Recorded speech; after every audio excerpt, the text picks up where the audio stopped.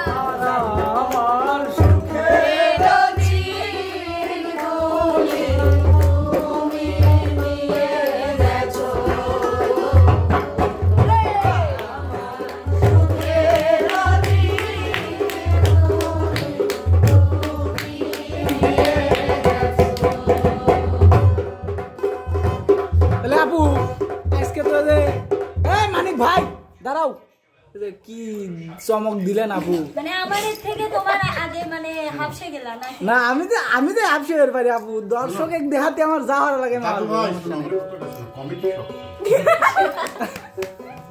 কি কি বৃষ্টির দিন হলো কমেডি সব তো বাপ রে, নানার হাতে খালি কমেডি।